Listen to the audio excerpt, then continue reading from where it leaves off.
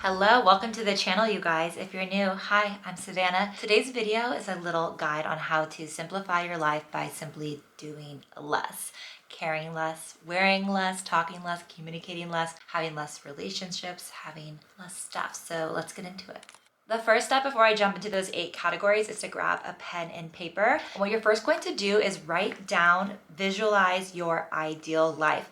And I adopted this kind of mindset, this prompt from Marie Kondo's book, The Life-Changing Magic of Tidying Up. That book absolutely changed my life. It's in the title.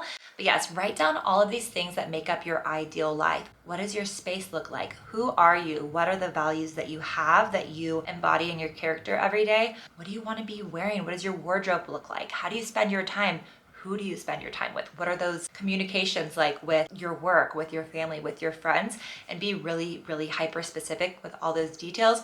Write them all down. And then if you want to, you can even create like a vision board of sorts. Hop on Pinterest, get clicking around and come up with some beautiful imagery that represents this ideal life, especially with your space. I find that helpful because this vision is essentially guiding you and helping you create boundaries for all these categories in your life so that you can achieve this dream life. And I know it sounds very like manifesty and woo-woo, but I really believe that if you're not working towards something and it's not in your mind, then the world doesn't really help you out. Like, I don't know if it's like the universe is on your side, but I more so think that generally human beings like to help people that are helping themselves. I'm also a firm believer in fake it till you make it and really just embodying the person that you want to be. There's no reason you can't be that ideal self, that ideal version of yourself right now. Basically what I do before I was a tidy person, I had a super messy house and things were more chaotic. Every situation I found myself up against, like literally just confronting dishes in my sink, nothing too wild, I would always ask myself, what would this tidy person, this ideal self, what would they do in this moment? And I would just continue to ask myself, what would they do in this moment? What would they do in this moment? And I would just do the thing that that person would do. And then all of a sudden you are living as that person. And I know for me within these categories, it's been cutting out like 90% of the noise in each one. That's why my channel is about living with less and simplifying things that way. The focus is really on the things that you love and that you keep in your life, Marie Kondo style, what sparks joy, what you actually use on a daily basis. So your life, your home, your personality is just filled with all the good stuff and all the excess is away. The first area we're going to hop into are relationships. So in this modern era, the 21st century, we are connected with so many people online through the internet, through social media, like hundreds, thousands, millions of people at our fingertips. And even before that with technology and radio and television and like air travel, airline travel. This is a history lesson. No, but we previously, before all of these things, were only connected to like, I don't know, 50 to 100 people, depending on the size of your village. Again, I ain't an anthropologist. But yeah, we just didn't communicate with that many people, and now things have changed so rapidly. It's not normal. Like, I don't think it's normal, and I know like experts in the field say that it's not normal. It's super overwhelming. So for me, I like to try to bring things way back down. Like, it's not going to be that tiny village like back in the day a few hundred years ago, but I do think we can get closer to that. So what I recommend first is getting the old pen and paper back out and writing down a list of values. What are those values that you really appreciate and that honestly just like require in a friendship that you have in different relationships? Obviously, when it comes to family, we can't choose our family. We can't choose like our coworkers and our boss, but we can set up boundaries there when people don't meet those expectations of like what those values are. So I know for me, like the biggest one is just respect. Does that person respect me? And once you write that down and start going through the Rolodex of friends in your head, it's kind of funny when you realize that they don't even meet the first thing on the list. They're not respecting you, like respecting your time. Do they show up on time? Do they care for you? Being caring is a huge one for me. And then another one for me is like laughing and having fun. Are they a lighthearted person? So write down all of those values and then figure out who meets these values on your list. And I would just come up with a shorthand list of people that meet them and that you want to have in your life moving forward. I know for me, when I went through this process, I cut out so many, like 10s and 20s of people that I was like holding on to from high school, college, different jobs and things that I would just stay in communication with like once a year or like kind of online, hearting their stories. And I think you can just cut those off. Like, you don't need to talk to those people. You can let them go into the ether and just focus your time and energy on the relationships that matter. And with family and again, like coworkers, things you can't control, like who those people are and how they engage with you, I think just setting up healthy boundaries for yourself. Like I am not a therapist. I don't know how to best recommend that, but I think it's something you can control in your life. Whether it's like the time of day that they communicate with you, the manner in which they do, like the medium, how they speak to you, the tone that they use, what the conversations are about, what you're willing to talk about or not talk about. I think you can set those things up, and once you have them again clearly laid out in your own mind, it's easier to like nip it at the bud and like not engage, or just tell them super clearly, hey, I don't want to talk about that thing, or hey, I mentioned it before, I don't like to talk, like after 9 p.m. Just giving you a heads up, I will not like answer your calls after that hour. So that's my advice for you there to simplify your relationships. I know this is like a broad sweeping category, but I do think it's like the biggest thing that can really zap your energy. The next area I recommend downsizing is your social media. So delete some apps. I challenge you to delete Instagram, delete TikTok, delete Facebook. Is what it's bringing you more beneficial than all the harm it's causing in your life? It's up to you to be the judge on that. And if you don't want to delete things off your phone, if you don't want to like be detached from it, I highly recommend just deleting most of your followers and followees and only keeping it to this short list, kind of like your new friendship, relationship list of people that truly like align with those values and make you feel really, really good about yourself and about your life, that motivate you, that inspire you, like creatively, whatever it is. Really just trusting your gut and trusting your intuition there. It should be like a spark joy kind of thing. Like, I don't know, swiping on the apps, like yes or no with these people. If you have any kind of reservation about it, I think just let them go. We're connected to, again, all these people from our past, and I don't think we need to be. Like, just say goodbye. You'll probably never see most of these people again. Who cares what they're up to? Do you really care about sharing what you're up to? And I found the more, sorry, my baby's up early from his nap, crawling around. I found the more distance that I had from it all, like, I just don't even care about it in the slightest now. Like, I don't keep my social media updated at all. I do not post on there. I don't follow anything on there, and I really just only stay in touch with friends like on FaceTime and voice notes, and those are my real friends, and I feel like my friendships are more genuine and wholesome and like supportive than ever, and I really don't have any FOMO there anymore, and I don't think you will either once you're actually off of it all. I think you'll surprise yourself once you're actually like living in the real world and not in this digital world. You'll feel a lot more fulfilled. And I do have a video where I go into detail about all the benefits of being off of Instagram. I've been off for 3 years now, so if you're curious about that, I share a lot there, just my journey with social media, my very complicated relationship with it, and all of that stuff. I do it while I color code my closet. It's a cute video. That's a recent one. Okay, here we go. Moving on to the next topic, which is very near and dear to my heart. It is simplifying your home, the focus on decluttering and owning less. If you're new to the channel, I used to have a very chaotic house, so much stuff, so many clothes, had a lot of fast fashion, and I feel like my life was a lot more stressful. So since downsizing in a big way, I found my life to be more peaceful and just more simple. And my 2 golden rules for my house is number 1, that everything has a home. Simple as that. It sounds simple. It's really hard to do. Most people own so much stuff that there's not space for everything to have its own home.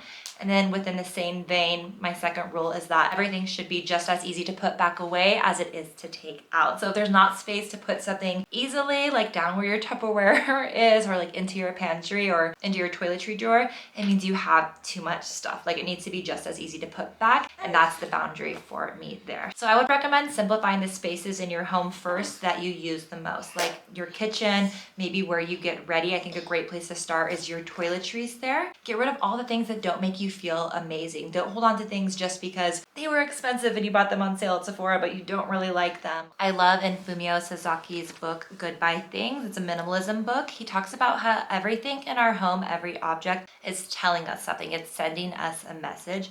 When we walk past it, when we look at it, what is something telling you in your life? Is it, I'm broken, fix me? Is it, you pay too much for me? Why am I sitting here? Is it, you never wear me?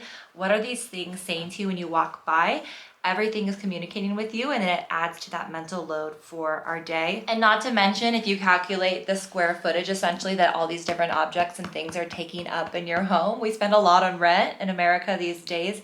And so is it really worth it to keep this thing that's taking up this space? And for this section, I highly recommend going back to your notes or like the Pinterest board you created with these visuals and words that describe your ideal space. What does your ideal morning look like waking up in your kitchen? Is it making like a pour over coffee, having some flowers in a vase, the kitchen sparkling clean. Imagine what that looks like. Or getting ready in the morning, what does your bathroom look like? And my guess is your house is particularly crowded post-Christmas or whatever holiday you celebrate in December and January. I know mine is horrible right now, but I have a ton of decluttering videos you can check out with different rules, ways to approach things, and just general motivation watching me go through my house. Maybe you watch them as you declutter your own home. For me, I only keep things in the house that are utilitarian, that we absolutely use. I try not to keep things that only have one purpose, like a very niche kitchen tool. I'd rather just like use a knife for more things, or like use my scissors versus like an apple slicer thing. Like there's just so many things like that you can keep in your kitchen across your home. The next category we're gonna tackle are obligations. All of the things you have signed up for, maybe it's events, birthday parties, dinners, weddings, bachelorette parties, classes, projects, sports, whatever you have on your calendar.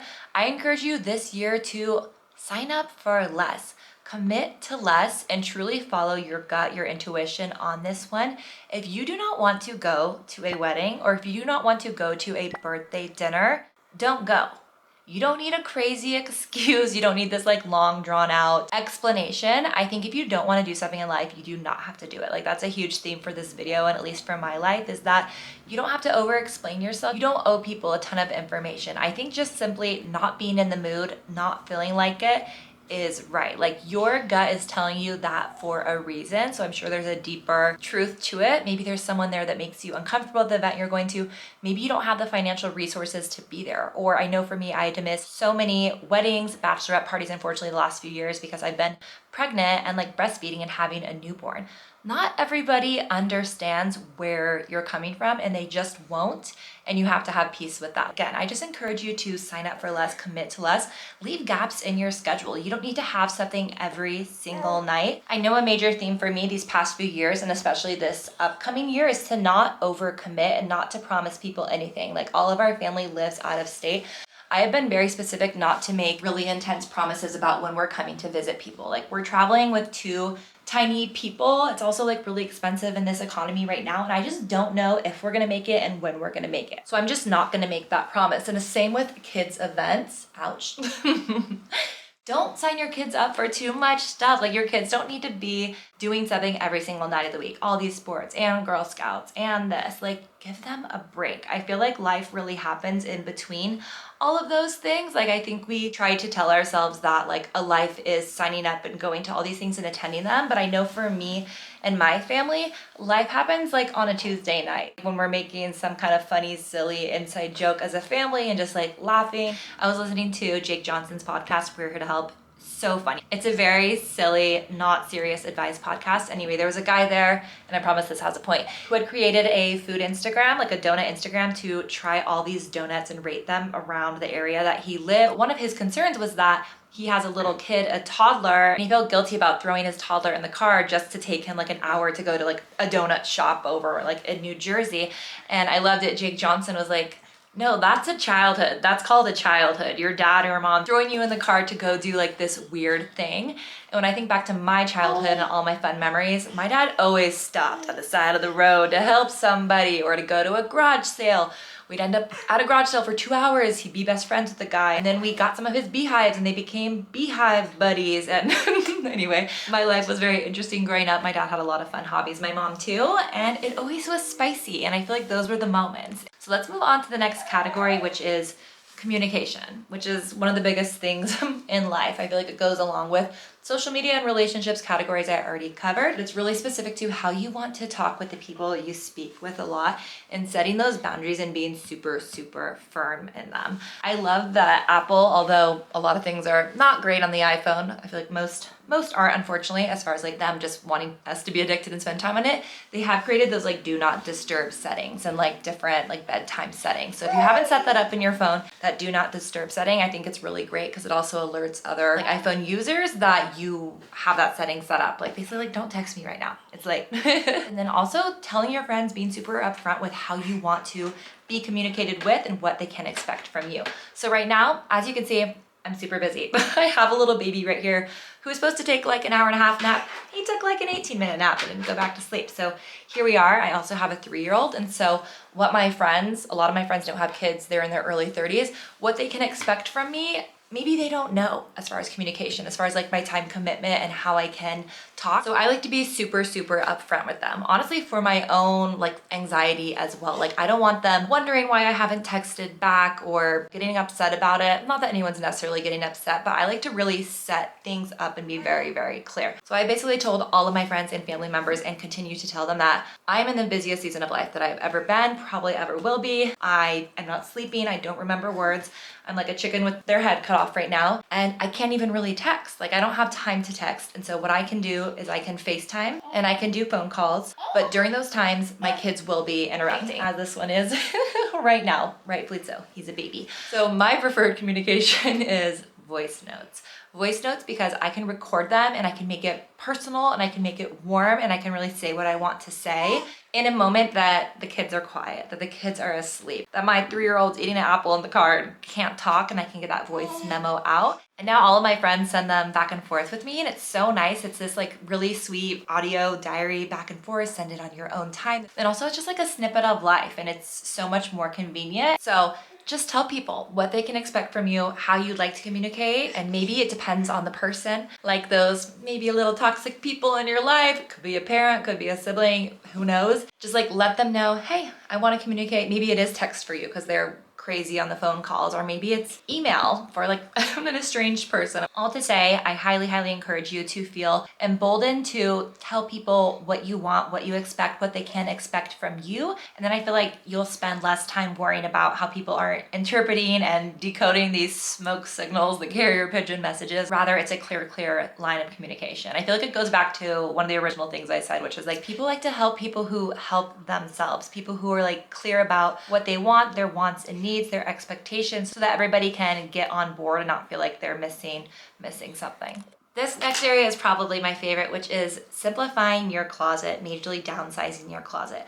If you have a closet that is busting at the seams with so much stuff and you just feel completely overwhelmed, I promise you will be so much happier if you just get rid of most of it. And I love Marie Kondo's book again because it focuses not on like getting rid of stuff and like owning a small amount. Rather, it focuses on just keeping and cherishing, loving and maintaining these pieces that you have. And once you cut out all the things that aren't you, that don't spark joy and don't resonate with you personally, you only have left stuff that is so you, that is a clear, defined sense of self. And again, go back to your ideal self, ideal life. What are you wearing? What does your closet space feel like? I truly think that you can get 95% of the way there just with getting rid of things and only keeping the remaining stuff. Then of course you can fill in the gaps and shop where you need to, but for me it's really letting go of all of the things. And it's really hard. It's like so much deeper than just like putting the old stuff in a bag. We are also, especially women, emotionally tied to our clothing, whether it's a piece you're still hoping to fit into because you're not happy with your weight, or this like fantasy self item. I love that phrase. Basically this piece that you're hoping to wear at this event for this specific thing that you'll probably never go do and that doesn't fit your lifestyle anymore. Or for me, I used to play soccer, like keeping old soccer clothes and my soccer cleats. Like I'm not playing soccer right now. I can let those go. And then if you want to get into that thing again, if your size just changed, just buy new things when that time comes. It comes back to Fumio Sasaki's idea that our things are speaking to us. Those things are not sending you nice messages about yourself. It's like, you forgot about me. You don't care about me.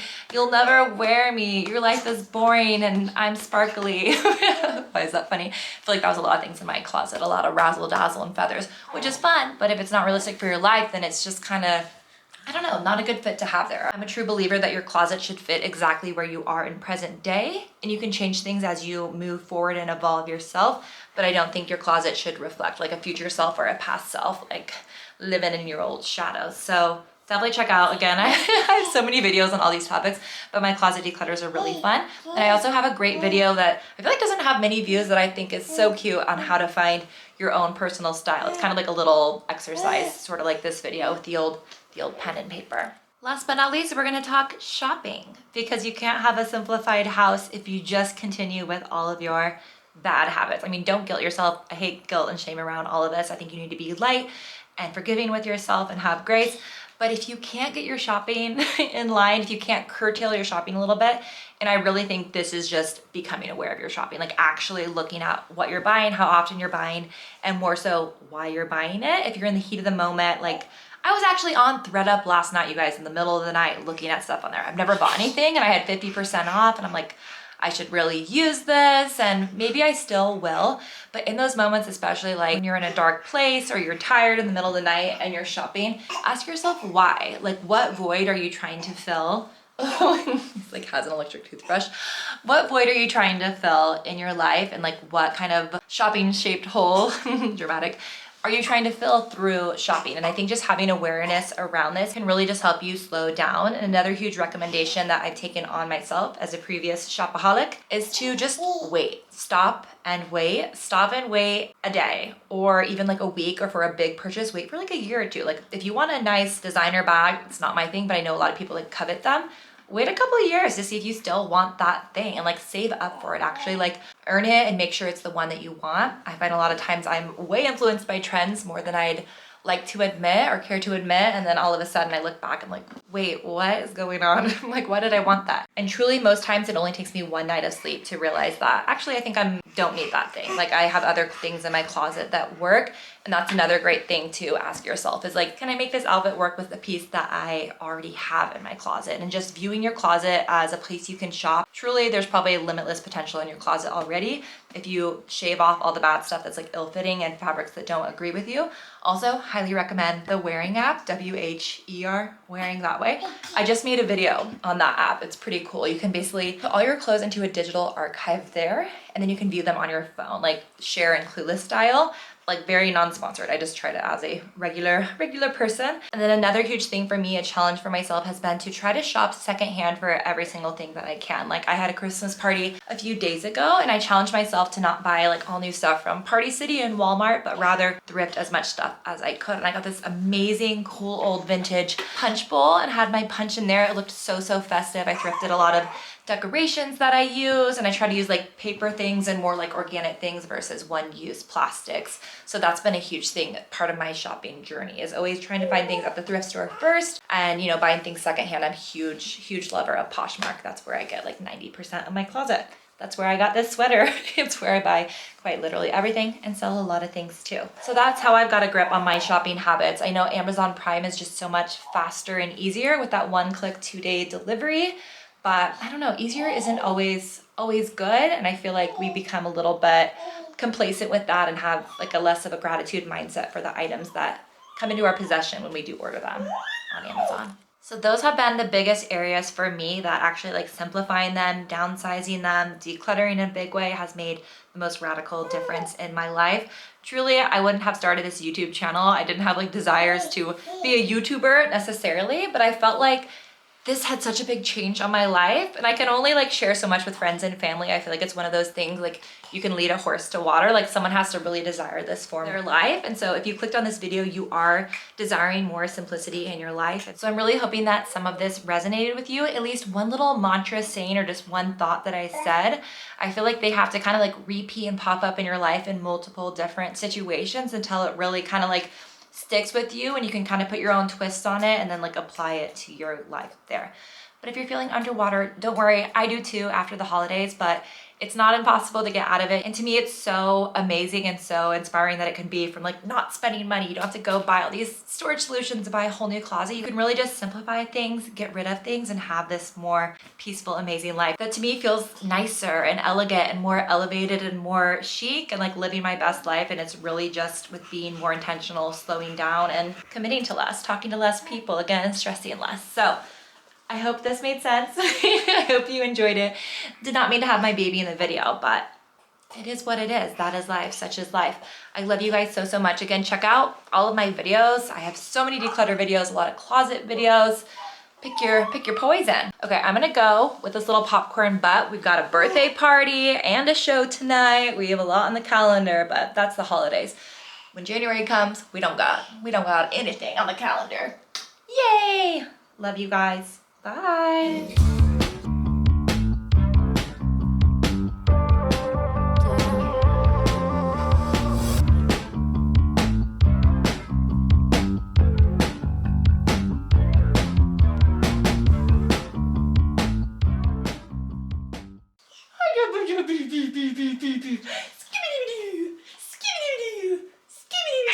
Oh my goodness, you're cute.